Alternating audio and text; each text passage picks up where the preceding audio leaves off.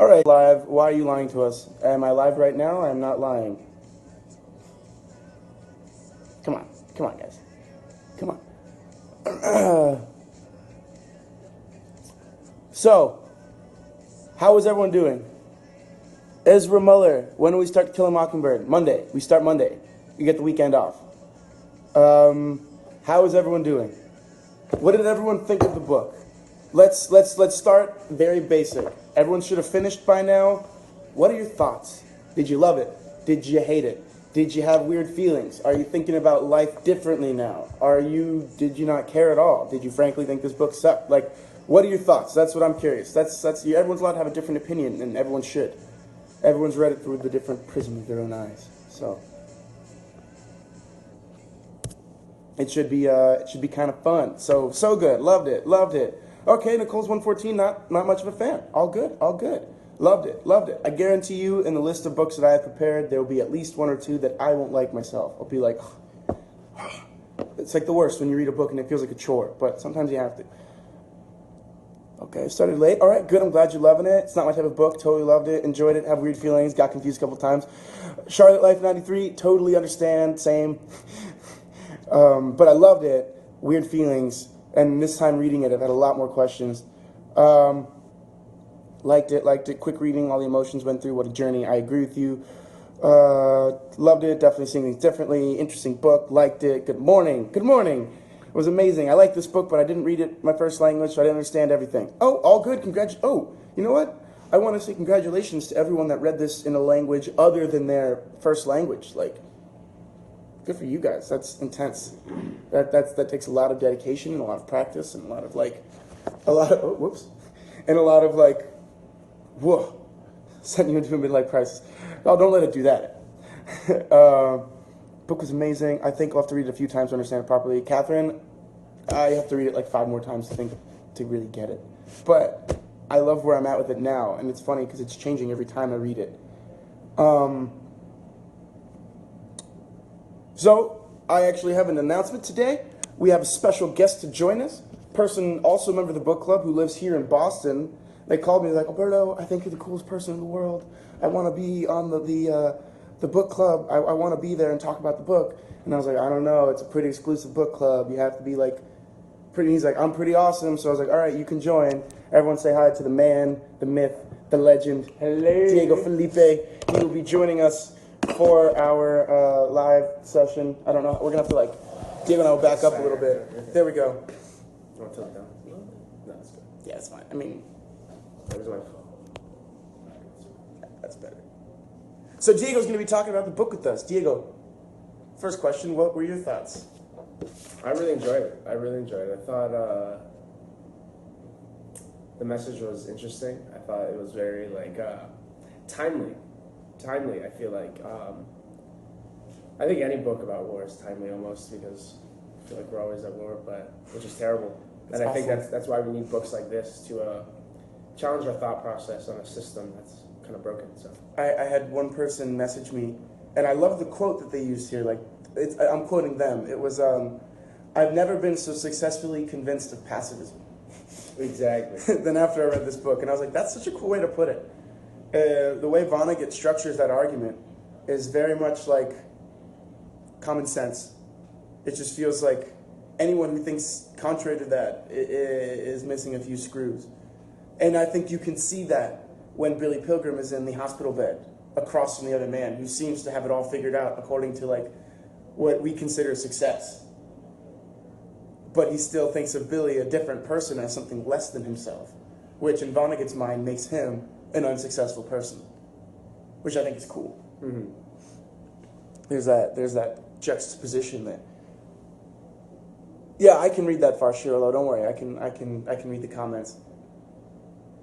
Is Bernard V. O'Hare a character in Pilgrim's story? He is, but he's not.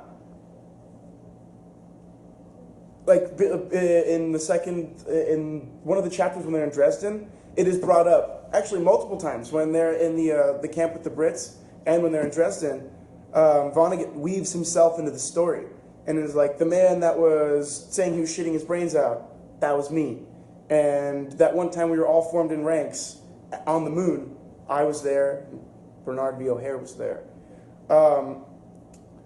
Notice there's never really strong interactions with Billy. I think that's to keep Billy the protagonist and that being the main storyline. And then that is just to bring in the idea that, yeah, this is like semi-true. A lot of these things did happen. And this is an experience that Vonnegut is giving through Billy, I think. And that's why he uses Billy's name a lot. Billy did this. Billy did that. Billy says. It's also to break, I think, the moments that are truthful and the moments that are from Billy's perception. Billy has become unstuck in time, he says. You know, all of those little things that make you aware that Billy's the one saying these things. Billy's the one making these assertions. Am I in Boston? I am in Boston. Sorry, I was talking, so I wasn't reading. Favorite part of the books? Let's see. Do you like Billy as a character? No. No, I don't. Not at all. I think Billy is the worst type of person. Yeah, I think he's indecisive. I think he's a coward. He has no drive. Yeah, he has no drive to make any choices for himself. He doesn't want to. He doesn't even care to achieve anything for himself. I feel like, even when you look at his wife, what's her name? The wife's name. Valencia Marble? Valencia. He married her because she was rich and no one else would marry her. He wanted money, easy money too. He also knew that he was going to get hooked up with an optometrist job just through that. So he kind of allowed his life to be given to him and to unroll before him rather than making decisions. And I think that all plays into the real theme of the novel as a whole. Mm-hmm. So I just think that's such... I don't know. I think it's so cool that he uses Billy Pilgrim as this like complete opposite of what a good soldier would be throughout the whole book, mm-hmm. and has him survive the war. And they even say it, all the real soldiers are dead, and he's like, and she was right, they all were.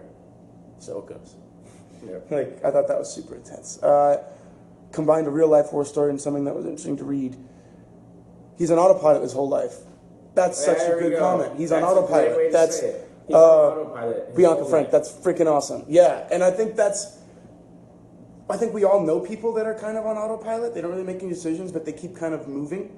Oh, this is what I was going to say. When you mentioned that, Billy was just like doing all the things that he knew a successful man should do, but he didn't want to do them. Exactly. And that bothered me a lot. I was like, this guy, he's getting lucky, and he's living a blessed life, and he's gotten to see it many times, so he's got to be like, oh, this is nice. But he's always jumping back and forth, so he never really experiences life. He's always looking at it in reverse. I don't know. There's a thing about that, never being in the moment, that really freaks me out. Like, yeah, I feel like what makes you who you are, your actions and your choices, and to an extent, Billy Pilgrim never made a choice, especially when it came to the war and stuff. Even he was like, oh, leave me here, when he was walking through the woods, and the people kept pulling him along. And he always just let the people pull him along. And he always, even though he knew he was going to survive, he always let himself still say, leave me here, leave me here. Exactly. So he was very much like a non-person in that extent, that he was just this body that was floating around. The word you just said. Yeah, a non-person. A non-person, I love that. Mm-hmm. He was just floating around, allowing the forces of nature and whatever else to push him in the direction. He tried to make a decision on his own when he decided to tell the world about the aliens, but his daughter took that from him. Well, I mean, all I know is he seemed pretty happy when he actually decided that he was going to tell the world about the aliens. Mm-hmm. Probably the happiest to me that he'd been in the whole book. So maybe that one choice. But then what did the world want him to do? The world wanted him to go back on autopilot. The world liked Billy better on autopilot. They didn't like Billy when he was breaking from the norm, telling them things that weren't inherently, that couldn't be proven. Like, time doesn't work that way. No, people don't want to hear that. People were like, nah, that's bull. What do you think? No, not so much. I mean, I don't know. He was talking about Tralfadorians and stuff. Tralfadorians. Let's see. Tralfamadorians. So wait, let's talk about Tralfamadorians. What do you guys think of them? When we enter chapter 5, I'm pretty sure, give me a sec. Yeah, we enter chapter 5 and he's going to hang out with the Tralfamadorians for the first time. Like, that's right after he gets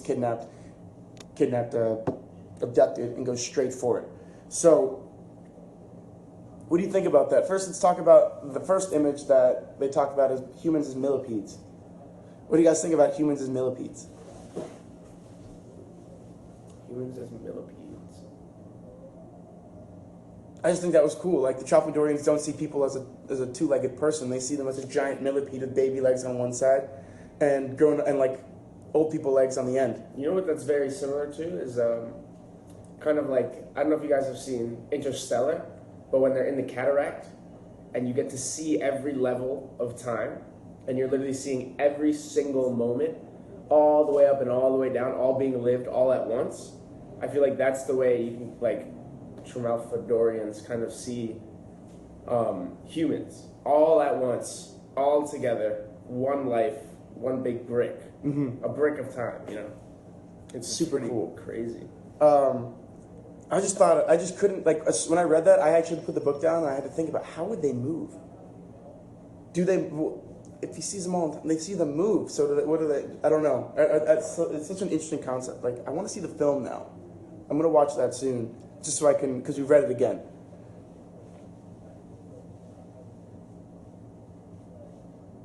Takes a lot of people to reproduce, apparently. I thought that was weird.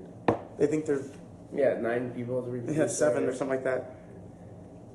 I thought what was really interesting was their version of books. Yes, Like, you see everything all pushed together at once in one perfect, beautiful, emotional moment where you're feeling many things all at once in this one moment. And I think that's a lot of the way life is. I would say like a panorama So, type thing. Like earlier, the life, they see life as like a giant panorama where they can go like this and it's all there. well, they see their time. Like Yeah, that. their time. Yeah. But yeah, their books, they sound so cool. But at the same time, I don't think we would understand them. I don't think they follow the way we think. I mean, to an extent. I think if we could somehow encapsulate all, like, one crazy moment of our life where we're feeling a bunch of emotions, but at the same time it's all, like, so perfect. But I think moments If like you can put it all into one thing, like if you could just see it all at once, feel all of that, and be there all at once in one single moment, that's what they're doing, and that's cool, you know? Yeah, but I think the moments structure the feeling. You know, like we go moment to moment, like in film, a guy in a suit holding like, and then you see him standing there in a suit, then you see him put his hand in his pocket, and he pulls out a ring. Yeah, but you don't know what he's feeling, even at the beginning. You don't know why he's there. Right, Imagine right. if you could see all that at once. Yeah, but then Smush into a but I book. feel like you need the moments to like. No, you build don't, it. because if you can see all of time and stuff, you don't need that. You can go right to that moment and feel it, because you can see all the time already. You know how he's feeling. You know what's all that. Remember, they see humans as one giant millipede. So if you could push it all together and feel that, if you could see that giant millipede all at once in one perfect moment, and I think that's what their books are doing. And I guess that's why they have such an importance on focusing on the positive things, because they could feel the negative things too. So they really have to divert their attention to being like, only the pretty things we look at. We literally cut through that. Which is kind of bad too. Yeah. I mean, You need the negative things you to need learn. The negative things. And I That's think right. if you only look at the pretty things, I think that could be a bad habit. What do you think of how Billy panics at wedding anniversary when he finds PTSD, the Four Guards in Dresden? Oh, that's My Dory Mustache. Awesome name. I think it's funny. What do you think of how Billy panics at the wedding anniversary when the band sings? PTSD, the Four Guards in Dresden? Oh, okay, yeah. Yeah, I was doing research about that, and what I found was that was like the culmination of Billy's grief from World War II. He hadn't really dealt with it. Think about it. Like, that's one of the few moments we see him living in the moment, where he's fully experiencing it again, and they go through it. It's one of the longest times they have us do that with him. And then for him to come to that moment where he's like, I don't know why this was happening, it's because he never dealt with the guilt I think he felt in the war. This is what I've read in research. People have been saying that. He never dealt with that. He never fully understood it or accepted it. So when he saw those four guards singing in such those tones, it brought him back to those moments where those feelings were felt, but he didn't know how to describe them yet. He wasn't old enough to break them down into what they actually meant. He was so young. I mean, if you talk about the innocence of these guys, the first time they saw a naked girl was when they accidentally walked in on them at the slaughterhouse. Like, to me, Already way in towards the already end of the war. towards the end of the war, when they've seen things that you shouldn't see. They've seen candles that are made from the fat of people. Like, they've seen that, but they hadn't seen a naked girl. That just tells you about how lopsided their innocence is. They're extremely innocent, but they're not. So when he comes to that moment, it's him discovering that. And then he goes where? He goes straight upstairs and walks into the bathroom when the lights are out, and then he sees his son, the version of himself that's a child. The person he's bringing to life, and he realizes he doesn't know him. He's the shell of a man. the utter shell of an adult. He's done all these things. They all just kind of came to him. He didn't really play an active role in his life. And to me, that was the biggest moment in the book where I was like, whoa. To me, I imagined him in the bathroom looking at himself in the mirror with the son on the toilet next to him.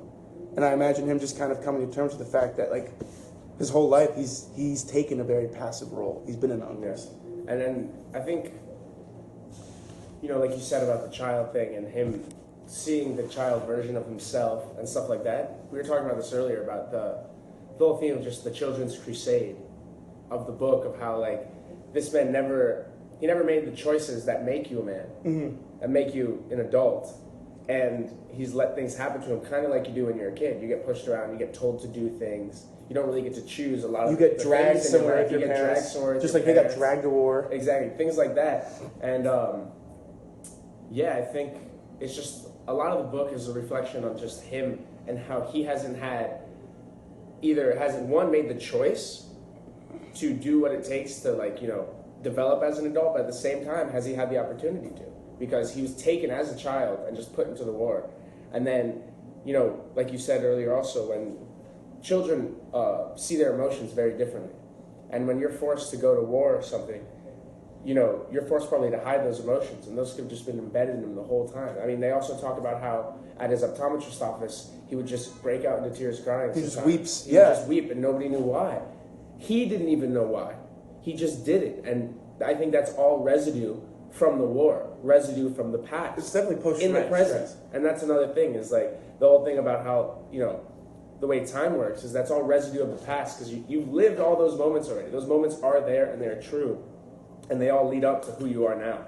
And I think that's kind of, it's kind of the like residue of the war. It's kind of like how the Trump-War Dorians see time. It's through, like, the way we process time, I guess, with our memories and stuff. Because we have memories, whereas Trump-Dorians have time. They can just see time, where ours is in our memories. So that's so interesting. Someone brought up Elliot Rosewater. I love that. If anyone reads other Vonnegut books, you'll know that there's God Bless You, Mr. Rosewater, where Elliot Rosewater is actually the main character. And in the book, they actually talk about the time he was in a hospital with some guy named Billy Pilgrim.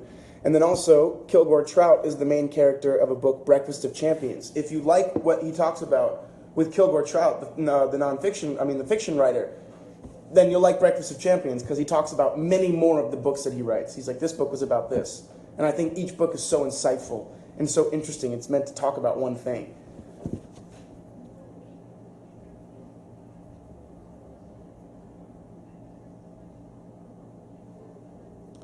I can't make it time zone friendly for everyone. I was going to do this earlier, but then it wouldn't be good for people in Europe. I was going to do it later, then it wouldn't be people here. I'm sorry, guys. This works for my time. We'll do our best. We'll do our best to move it around, but we'll try to... okay. How long did it take me to read the book? Well, I was reading it slowly, trying to, like, take stuff in, make notes. I could read this book in, like, 2 days, a day. I really wanted to. I took the whole time. I finished it yesterday. Okay, I am Delphine. Rosewater uses sci-fi to forget the war. Maybe Vonnegut does too. There's a quote that I read, and the first time I read it, I was like, that is interesting. I just need to find it. So Diego wants to keep talking. Okay. Yeah. Okay. So this is when, I'm going to read something real quick. It's when Rosewater and Billy are talking, and Billy's talking about Elliot Rosewater in the hospital. Rosewater was twice as smart as Billy, but he and Billy were dealing with similar crises in similar ways. They both had found life meaningless, partly because of what they'd seen in the war. Rosewater, for instance, had shot a 14-year-old fireman, mistaking him for a German soldier, so it goes. And Billy had seen the greatest massacre in European history, which was the firebombing of Dresden, so it goes. So they were trying to reinvent themselves and their universe. Science fiction was a big help. yeah, so My note I wrote there, Vonnegut, question mark? You were going to say something? yeah, I was going to say that, I think that moment where they say that they were trying to reinvent the universe around them, I think that's kind of what Billy Pilgrim's whole thing with the Trump-Dorians is that he's trying to make an excuse and make sense of the universe that he was put in. and say, look, no, it's already set. Like, this is already going to happen. Like, I don't have any decision in this. That goes with his actions during the war, period, just going to war and seeing those atrocities and saying, I don't have a decision in this. Like, this wasn't my choice. This is what was meant to happen. That's the way the moment was structured, is that this was meant to be like this. So he tries to almost take the blame and the guilt off of himself, off of his own shoulders, and put it just on time, on humanity. So I think that's what this book is really trying to do, is it's Billy trying to make sense of this world that he was placed into, this war, this marriage to Valencia so he can have money. All this, things that he doesn't really care about, are all part of the system, part of the universe that he is. He's from the United States and all this stuff where it's the good thing to make money, to have a family, to have a great job, to be connected, to be an American serving in war, to be a war hero. All these kind of things are great things, but things that Billy doesn't really care much about or want any of. So I think he's really trying to, he creates this whole Trmalfadorian thing to make sense of the world that he inhabits currently, to try and take himself out of it, take the blame off of his shoulders, and, you know, elude what is his life. Damn. Yeah. Diego just dropped some serious wisdom there. Blew my mind. So, but yeah, I think that's actually absolutely what that is. It's his attempt to reconcile with what he's seen and what he's done. So he puts it in the structure of it, like, I couldn't change it anyway. Exactly. Like, even if I wanted to, I couldn't have changed it. The way the moment was structured. This is how it's supposed to happen. I can't make a decision in this. And I think that's also why he's so indecisive, because he doesn't want any part of it.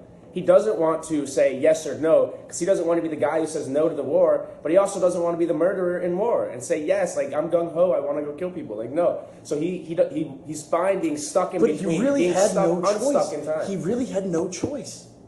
Like, he couldn't take a choice. In those days, you couldn't be a not patriot and not fight in a war. And that's what I'm saying. Yeah, no, he's just like, yeah, wow. Wow, we can end the book discussion now. That was awesome. Right? Everyone else is on my page. Diego's been killing it. He's been taking a lot of really good classes. So. This is my first time reading the book. Oh, yeah. First time reader, too. That was good. That was really interesting, good. Right? Yeah, you have to read it again in like 5 years, and it kind of... Yeah, it reshapes me. It'll reshape a lot of things. Like as your life goes on, yeah. Okay, we're going to talk about one other important passage. Exactly. Do something. That's what I hated about the book, too. I didn't like Billy Pilgrim. I was like, do something. Sorry. I think the most likable character I've liked so far is Derby. Edgar Derby. The poor old guy that got killed. Yeah. He had his heart in the right place. He wanted to do the best. He was a little older. Like, he's actually, I think, the best character in the book in terms of like someone that you could like respect. I think he's the most model citizen within the universe that Billy Pilgrim inhabits, right? Like, in the sense that and that's he's why the it's person so who's muscular, handsome, distinguished, older, actually loves his wife. He's writing letters in his head. You know, he stood up against the Nazi for America and said the values that America carries, blah blah blah. And that's why the irony is so great. Like is that says in the first chapter. Yeah. It's that he gets killed. He doesn't die. He gets shot by trial for stealing a teapot in a completely destroyed. Like, that's how like messed up that was. It was like, nothing is here. This guy just picks up a teapot, and now everyone's. Exactly. And imagine the war was over. Billy, at being so young and seeing a man that he is the personification of irony. Exactly. He's a personification of irony. And imagine trying to make sense of this world that the most model, best man that is part of your crew that you have seen through this war, that seemed to have it figured out, just gets killed for stealing a teapot. Was like, really stealing at that point? That is such a hard thing to comprehend. So, like, you know, I mean, war's terrible. Like, you know. We're going to keep moving through the book, and I'm just going to bring up passages and quotes, and we're going to go through there, because I think as far as book discussion, we've gotten a lot. And I feel like we haven't talked to you guys enough. We've kind of been talking, which is great. But now let's see. Yeah, poor teapot, poor guy. Exactly. Yeah, Diego's killing it. I agree.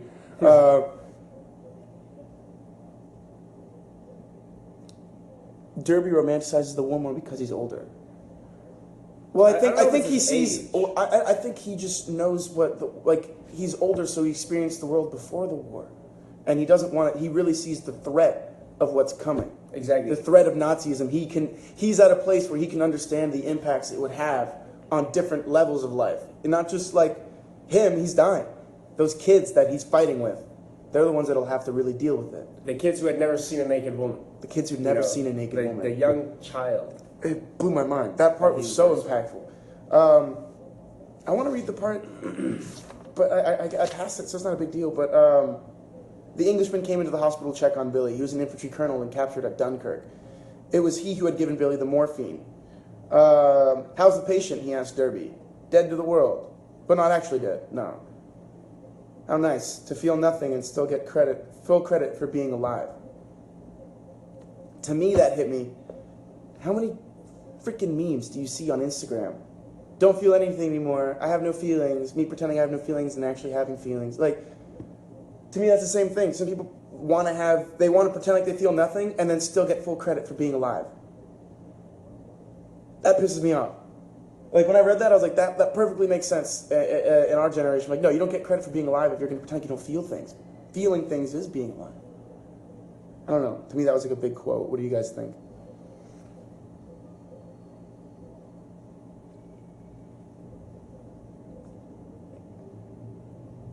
Favorite quote is when Derby stands up to the Nazi people before the narration says, one of the main effects of war, after all, is that people are discouraged from being characters. That's true. Well, that's the military, too. You can't have a character in the military. It depends on uniformity. It's very structured that way.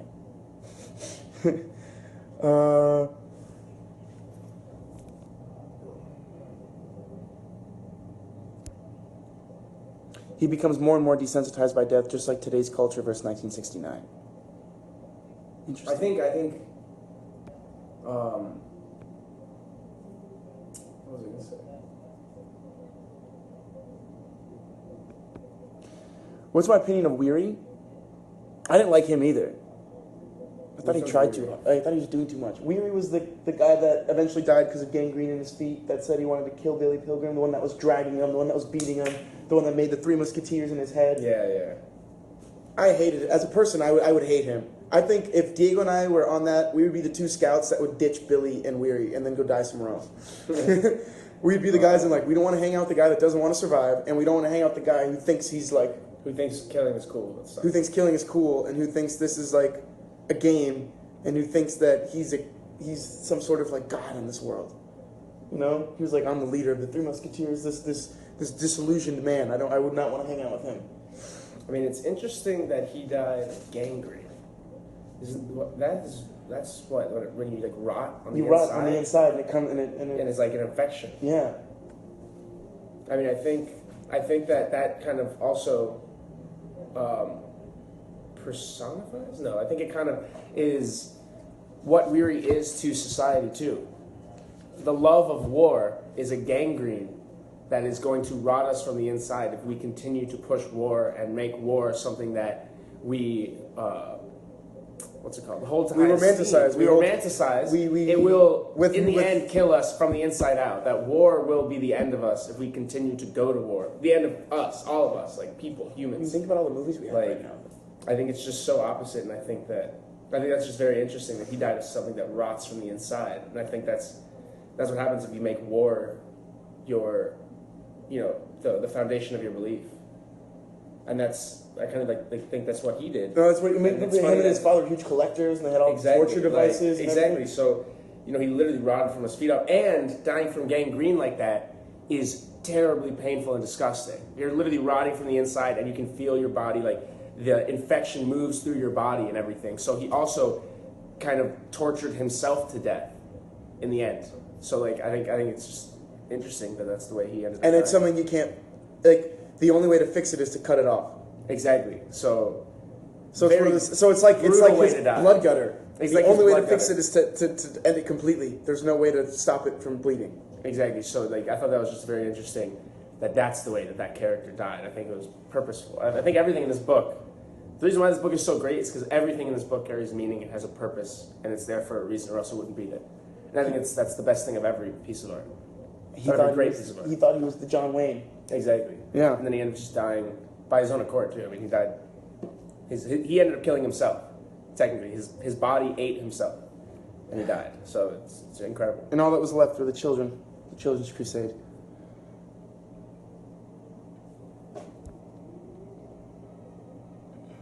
I like that question. Important question. Billy died on February 13th, 1976, exactly 31 years after the bombing, on February 13th, 1945. Does this have meaning? Well, I think it makes it circular. So it goes. You know, I think it starts where it ends. And it ends where it starts. Mm-hmm. I don't know. I think that was very. That was definitely on purpose. Yeah, Diego's. That's why I like having him along. Diego's very good at literary analysis. Very good at, he's a very good writer himself. So Diego's very good at that. And hopefully one day soon we'll have one of Diego's books to talk about. So tell me the secret so I can take it back to Earth and save us all. How can a planet live in peace? That's a very good quote. I think the answer to that was that you can't, right? That you have to look at the good things, not the bad things. Yep. And that's again I think. Well, I think they don't even have the answer. That in itself is a choice, right? And I think that Billy Pilgrim, I think the only choice he made in his life really was to keep looking back at a lot of bad points. Yeah.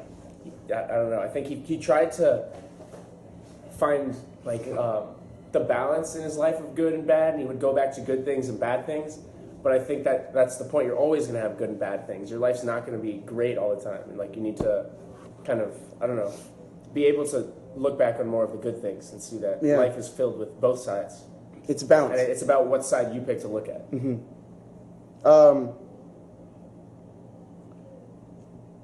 What is your opinion of Valencia? I felt so bad. She was such a loving woman. Yeah.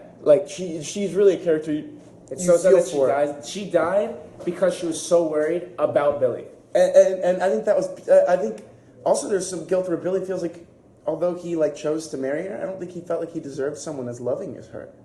Mm-hmm. He adorned her with all these things. He did treat her well, but she loved him. That was such a beautiful. I mean, to me, I saw that moment of her in the car trying to get there, and then you know what I mean. To me, when I read this book, I saw the movie in my head of what was happening, and for me, that was a very powerful moment. Mm-hmm. There's one thing I pulled. I'm going through pulling up passages, and that's what we're talking about. How does the universe end? Said Billy. We blow it up, experimenting with new fuels for our flying saucers. Tralfamadorian test pilot presses the starter button, and the whole universe disappears. So it goes. If you know this, said Billy, isn't there some way you can prevent it? Can't you keep the pilot from pressing the button? He has always pressed it, and he always will. The moment is structured that way. We always let him, and we always will. I don't know why. I want to talk about that. Yeah, we're top live. Oh, not anymore.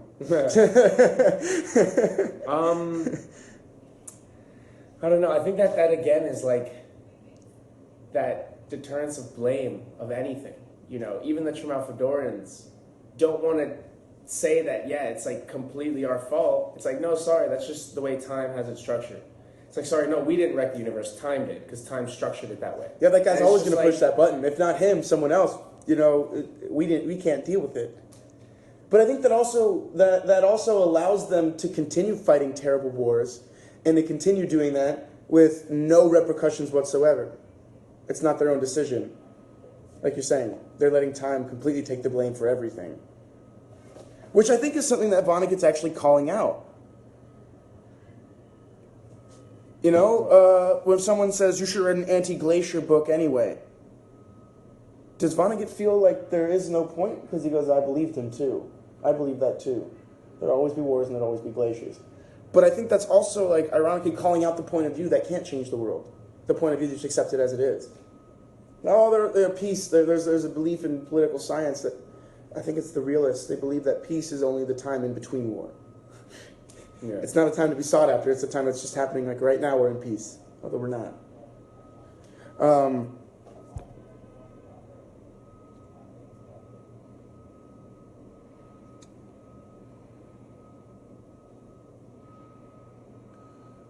I love this book. Listless Playthings. What do you think about Mary O'Hare? Which was that? Bernard Villaher's wife. The good old friend that he went in the first chapter to drink and talk about the war. And she I had two think kids. she is the sentiment of anyone who knows war is bad. Yeah. Is that they think people who go to war are bad. And it's funny because at one point he says like the people who hated war the most are the people who really fought.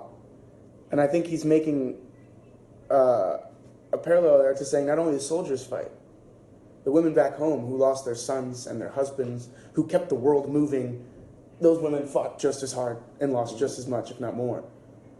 You know, I don't know, I think that was like a cool thing because that's something people don't think about. Military families do sacrifice a lot. Mm-hmm. For me, that was a moment. I was like, yeah, hell yeah. We talked about that. Yep. I love when Vonnegut brings himself in. And it's like an American near-Billy wailed that he excreted everything but his brains. A moment later he goes, there they go, there they go. He meant his brains. That was I, that was me. That was the author of this book.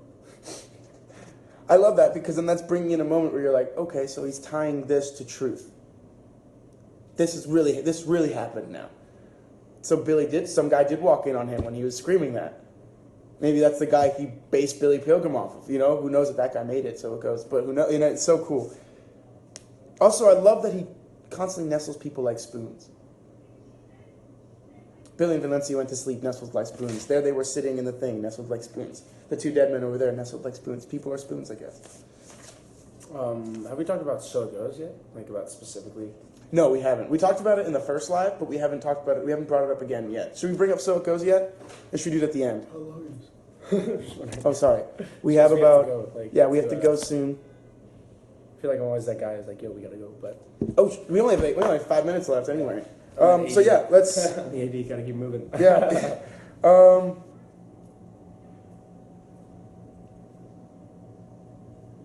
Oh my gosh. Relevant to today, America's the wealthiest nation, but it hates the poor. That whole passage that was read by the monograph written by that American living in Germany, saying like the American soldier's the way it is because of that. Oof, blew my mind. But we will talk about this real quick. So it goes. Diego wanted to talk about it because we had a discussion, but Diego had a really interesting insight. You want to talk about the syrup? Wait, why the syrup? That's interesting. Tell me what you want to say. That's really cool. You know what? Anything you guys want to talk about? Oh, crap. And I have to wrap it up, too. So I'm going to start wrapping it up. I'm sorry, guys. We had a great discussion, I'd say. We had a good talk about this book. And now we can talk about other books and other things. So, the syrup was so important. With the spooning it. Huh. If you're so smart, why aren't you rich? That's something that I thought was interesting. I was like, that's true. Why does intelligence always... But some of the smartest people I know aren't wealthy at all. I think that's people that have bought into that system. That you know what I mean? Mm-hmm. That's people that also that's people that like buy into the system that the people at the top are winning. You have to be smart to be up here. You have to be this to be up here. You guys just aren't there yet. No, I think they just do sleazy things sometimes. Sometimes they do it truthful and right, and they earned it. But okay. So as you guys know, thank you for joining. Thank you for reading the first book, Slaughterhouse 5. I had a great time. I did notice the Drain the Swamp reference. I had a great time reading this with you guys. I hope you guys enjoy it. I hope you guys had a great time. I hope you guys continue to read with us, and I hope you're ready for the next book. As you guys know, the next book is To Kill a Mockingbird by Harper Lee. I'm going to come out over the weekend, and I'm going to post a picture of the book. I'm going to post the exact dates that you need to have things read by. I'm going to post it all over the weekend. Don't tweet me about it. Like, you haven't posted it yet. I will post it. I promise. Gonna do it later. But yeah, so To Kill a Mockingbird by Harper Lee. The next live is going to be next Saturday, same time, noon. And I will release how long and where we're supposed to have read to by then. Also, I'm going to announce the next book. November. Knowing me, I have no idea what books you have either on the list. All right.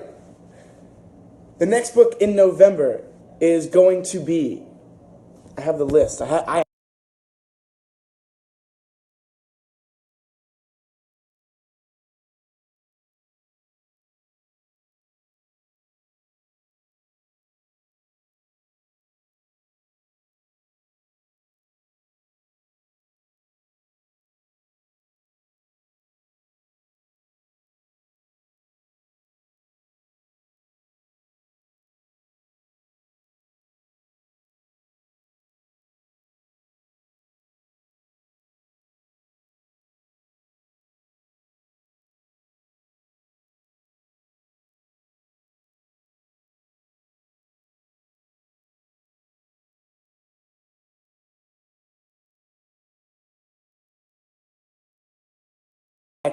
Hey, all right, is everyone still there?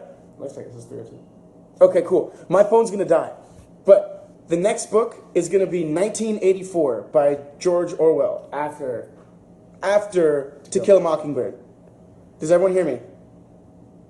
Yes. Everyone hears me. Still here. Awesome. Next book. 1984 by George Orwell. So you guys have a month to buy it. I'm pretty sure you can find the PDFs online. We can all talk about it. We can figure it out. Tweet at me like you have been if you find PDFs in different languages too. That's been super helpful. I'll tweet those out so people that speak the same language as you can read it as well. Remember, you can read in whatever language you want.